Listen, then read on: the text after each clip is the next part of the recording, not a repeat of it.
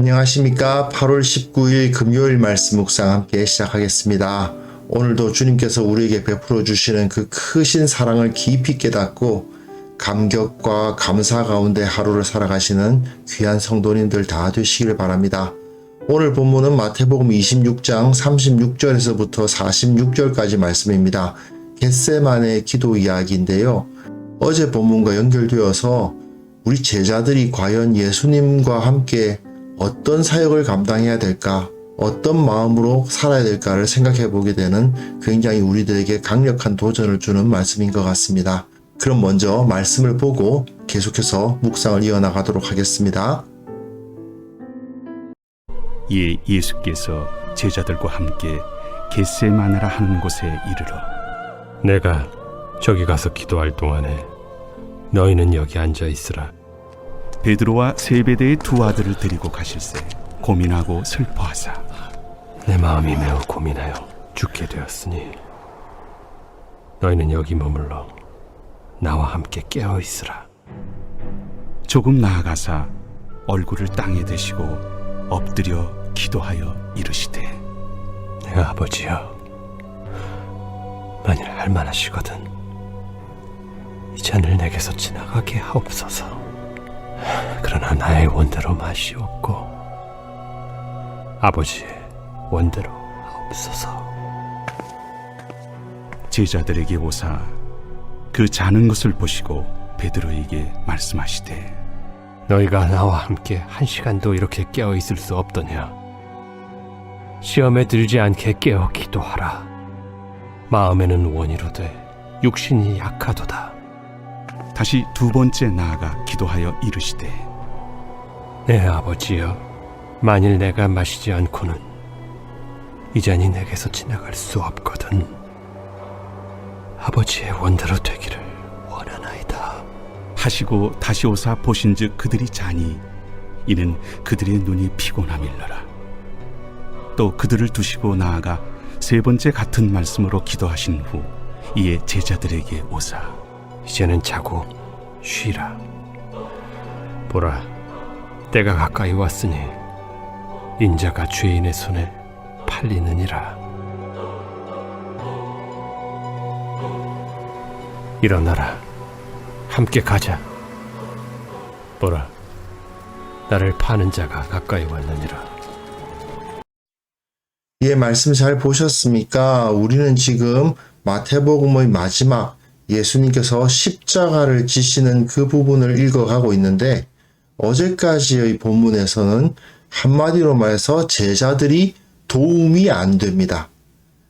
예수님께서 기름 부음을 받으심에도 불구하고 그 의미를 깨닫지도 못하고 언약을 맺고 있지만 그들은 배반할 것이 뻔한 사람들이었습니다. 전혀 하나님 나라의 일에 도움이 되지 않는 모습을 보여줘요. 분명히 제자들은 지금까지 예수님과 함께 있었고 사역도 함께 감당해 왔습니다. 하지만 마태는 특별히 이 십자가와 관련된 여러 사역들, 그 중에서도 가장 중요한 것, 어떻게 보면 진짜 예수님께서 부탁하고 싶어 하셨던 그 사역이었는데 제자들이 전혀 도움이 되지 않는 그런 모습을 보여줘요. 오늘 본문에서는 예수님께서 두 가지 종류의 부탁을 제자들에게 하셨는데 제자들이 전혀 그에 대해서 제대로 반응하지 못했던 것을 볼 수가 있습니다. 자, 본문 보시면요. 겟세마네라 하는 곳에 이르렀습니다. 겟세마네라는 곳은 기름 짜는 곳이라는 뜻입니다. 그래서 아마도 이곳은 올리브 과수원이었을 겁니다. 그래서 그곳에 가서 내가 저기 가서 기도할 동안에 너희는 여기 앉아 있으라 하시고 베드로와 세베대의 두 아들을 데리고 가실새 이들은 예수님의 변화산 사건을 본 사람들이죠. 그런데 그들을 데리고 가셔서 고민하시고 슬퍼하십니다. 그리고는 내 마음이 매우 고민하여 죽게 되었으니 너희는 여기 머물러 나와 함께 깨어 있으라. 예, 첫 번째 예수님의 부탁은 함께 깨어 있으라 였습니다. 나와 함께 깨어 있으라. 예수님께서 이런 모습 보이신 적이 있을까요? 고민하고 슬퍼하여 내가 매우 고민하여 죽게 되었다라는 말씀을 하신 적이 있었을까요? 풍랑이 몰아칠 때에도 주님 우리가 죽게 됐습니다. 우리 좀 도와주십시오 했을 때 어찌하여 너희가 두려워하느냐 믿음이 없는 자들아 이렇게 말씀하신 분이 예수님 아니셨던가요? 그런데 예수님께서 바로 이 자리에서 3년 동안 제자들 앞에서 약한 모습 보이신 적이 없는데 최초로 처음이자 마지막으로 고민하고 슬퍼하시면서 고민하고 죽게 되었다고 말씀하시면서 함께 깨어 있어 달라고 부탁을 하셨습니다. 그리고 이렇게 부탁을 하신 이후에 조금 나아가사 얼굴을 땅에 대시고 엎드려 기도하여 이르시되 내 아버지여 만일 할만하시거든 이 잔을 내게서 지나가게 하옵소서. 그러나 나의 원대로 마시옵고 아버지의 원대로 하옵소서. 예수님께서 지금까지 하나님의 뜻을 어기신 적이 있으셨을까요? 한 번도 없죠. 하지만 이번만은 그 섭리를 피해갈 수 있었으면 좋겠다라고 말씀하실 정도로 지금 심각한 고통을 겪고 계시다는 것을 알 수가 있습니다. 물론 나의 원대로 마시옵고 아버지의 원대로 하옵소서 이 말씀을 하셨다는 것은 그럼에도 불구하고 예수님께서는 순종하시는 모습을 볼 수 있습니다. 그런데 이 제자들을 보십시오. 제자들에게 오셨는데 그 자는 것을 보시고 예수님의 제자들이 아니라 그 누구라도 말입니다. 인간적인 도의를 따지더라도 이럴 때에는 마땅히 깨어서 같이 기도하고 그 곁을 떠나지 말아주는 것이 좋을 것 같은데 제자들은 기대를 저버리고 말았습니다. 잠을 자고 있어요.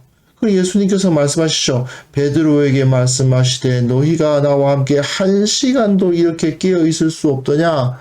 1시간이라도 나하고 같이 깨어서 함께 해줄 수 없느냐라고 말씀을 하시죠. 그러면서 시험에 들지 않게 깨어 기도하라. 깨어 기도하라. 마음에는 원이로되 육신이 약하도다. 자, 조금 전까지만 해도 베드로와 제자들은 다른 사람들은 다 주님을 버릴지언정 나는 버리지 않는다 했던 사람들이죠. 하지만 그러한 마음의 원이 있다 하더라도 육신이 약하기 때문에 시험에 들지 않게 깨어 기도하지 않으면 어떻게 된다는 것입니까? 넘어진다는 이야기입니다. 우리는 이미 알고 있죠. 나중에 베드로가 어떻게 했는지. 마음에는 원이었지만 육신이 약한데 이런 상황에서 기도로 자신을 무장하지 않으면 결국은 닭 울기 전에 주님을 3번 부인하는 그런 상태에 빠지고 마는 것입니다. 그런데도 불구하고 제자들은 잠을 자고 있습니다. 자, 그런데 예수님께서 이제 한번 깨워주셨으니까 이제 제자들은 함께 깨어서 기도해야 될 것 같은데 예수님께서 다시 2번째 나아가 기도하여 이르시되 내 아버지여 만일 내가 마시지 않고는 이 잔이 내게서 지나갈 수 없거든 아버지의 원대로 되기를 원하나이다. 첫 번째 기도하고 좀 다르죠. 마태복음에서는 첫 번째 기도와 2번째 기도가 어떻게 발전되어 왔는가를 보여주고 있어요. 처음에는 내가 이 잔을 마시지 않았으면 좋겠지만 주님의 뜻대로 하옵소서. 2번째는 내가 이것을 마시지 않고는 이것이 지나갈 수 없거든 아버지의 원대로 되기를 원하나이다. 똑같은 것이긴 합니다. 아버지의 원대로 되기를 원하나이다. 이건 똑같아요. 하지만 예수님께서 얼마나 많은 고통을 당하고 계셨는가를 마태는 굉장히 세세하게 기록하고 있습니다. 그런데 문제는 다시 오사 보신즉 그들이 잤다. 왜요? 이는 그들의 눈이 피곤함일러라 라고 되어 있습니다. 그런데 예수님은 또 그들을 두시고 나아가 이들을 깨우셨을까요? 안 깨우셨을까요? 마가복음에 의하면 그들의 눈이 심히 피곤함이라 그들이 예수께 무엇으로 대답할 줄을 알지 못하더라 라고 되어 있어요. 깨우신 거죠.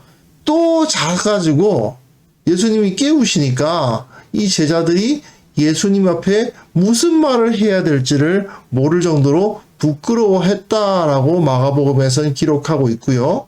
누가복음은 좀 제자들을 높여요. 누가 입장에서는 그 사도들을 낮춰서 표현하기가 부담스러웠는지 이 제자들이 3번 잤다라고 말하고 있질 않고 한 번 그런 일이 있었다.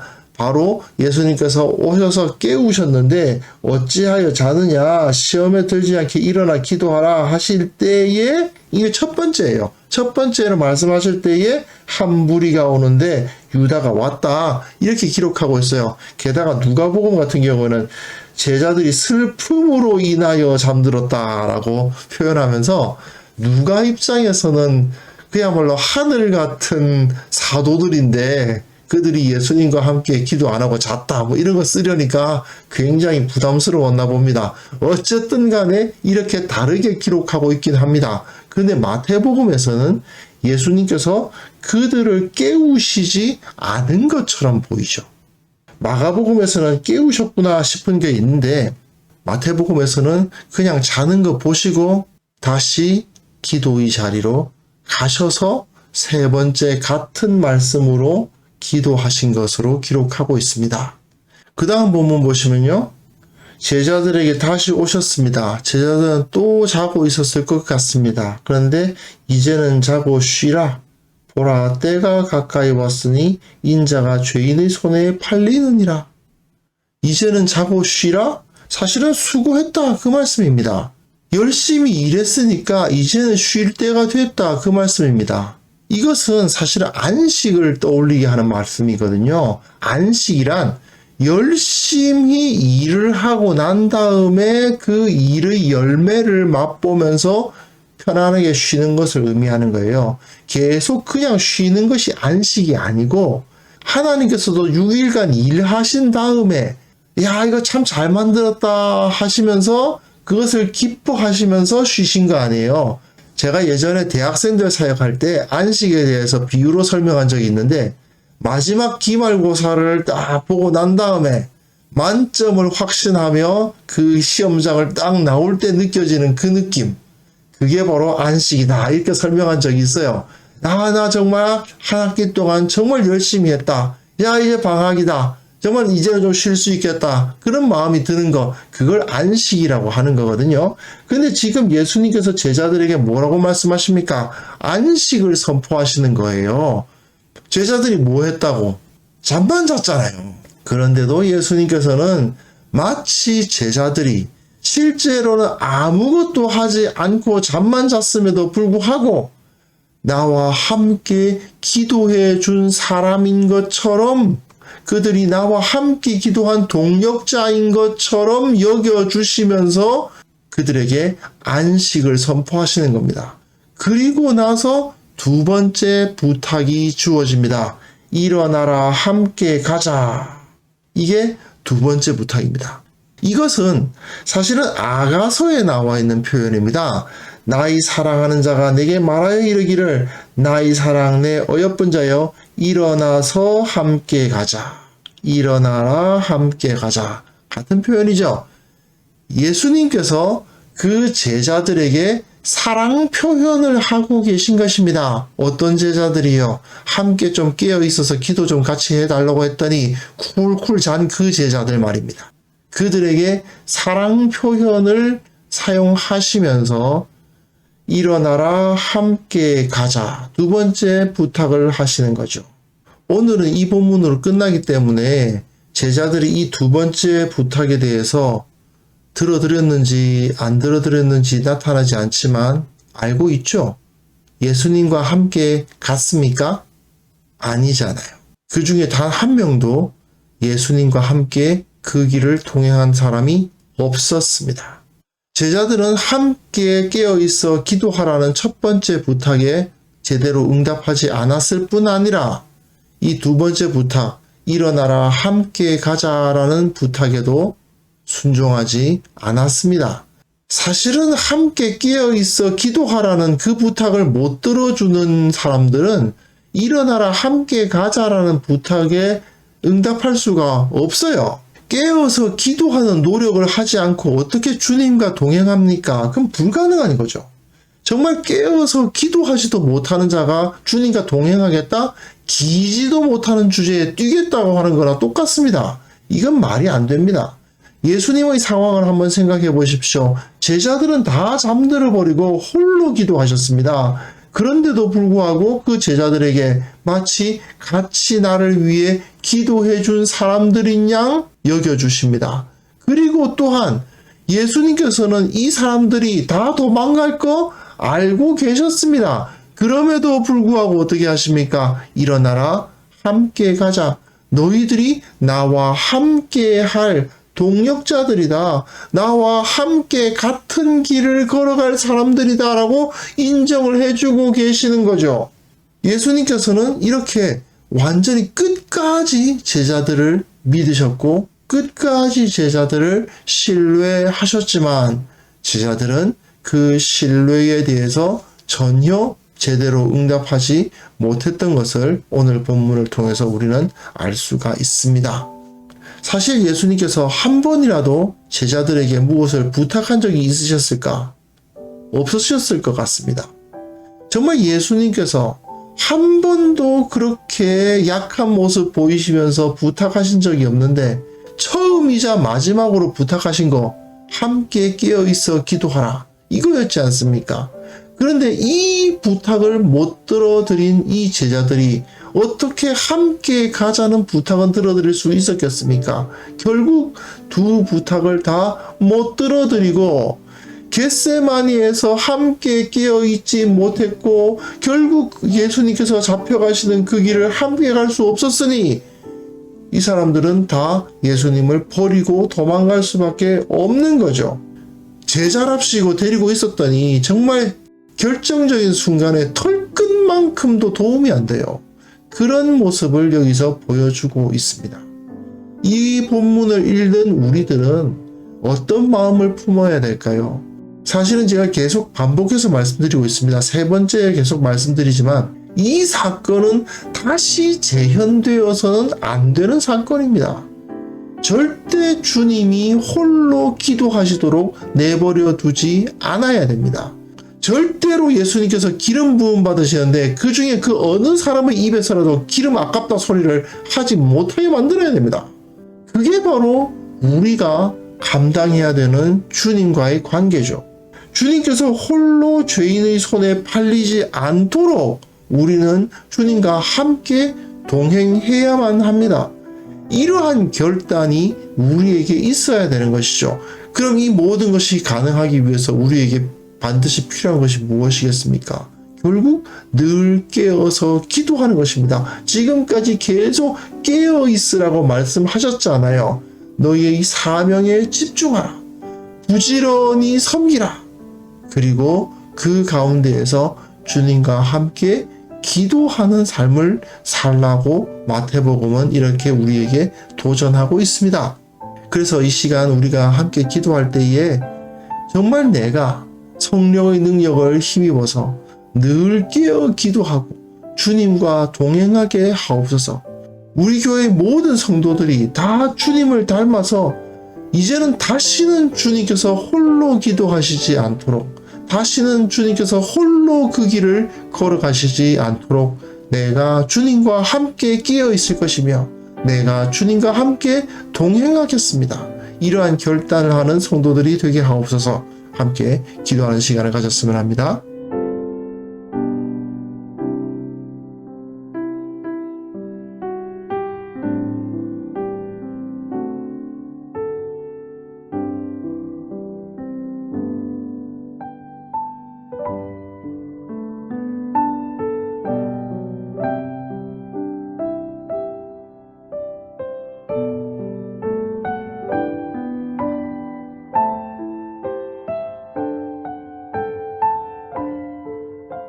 거룩하신 하나님 아버지, 우리의 연약함을 아시오니 성령의 능력으로 우리를 도와주셔서 늘 깨어 기도하고 주님과 동행하는 삶을 살아가는데 부족함이 없게 하여 주옵소서. 마음은 원이로 돼 육신이 약하다는 사실을 우리가 철저히 인식하고 이 약한 육신을 가지고서는 기도하지 않고서는 결코 이길 수 없다는 사실을 철저하게 기억하면서 우리가 늘 말씀과 기도로 나 자신을 무장할 수 있도록 도와주옵소서. 우리 교회 모든 성도들이 주님과 함께 동행하는 자들 되게 하여 주시고 주님을 닮는 자들 되게 하여 주시고 늘 주님처럼 기도하는 자들 될 수 있도록 도와주시고 이것을 통해서 더욱더 이 공동체가 거룩해지고 성장하는 공동체가 될 수 있도록 도와주옵소서. 아버지 하나님, 이 한국교회에 이런 주님과 동행하는 참된 신앙인들이 가득해야만 되겠습니다.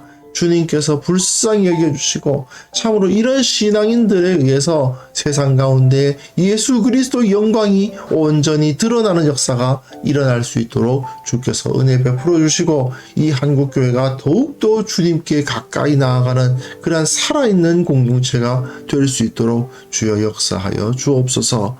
아버지, 오늘 하루도 우리와 함께 하시고 능력 주시고 주님을 닮는데 어려움이 없도록 주께서 우리와 함께하여 주시고 우리를 일깨워 주옵소서. 늘 감사하게 하시고 기도의 자리를 찾게 하시고 주님을 찬송하게 하시고 주님을 느끼게 하시고 주님을 닮기 위해서 최선을 다하는 하루가 되게 하옵소서. 예수님의 이름으로 기도합니다. 아멘.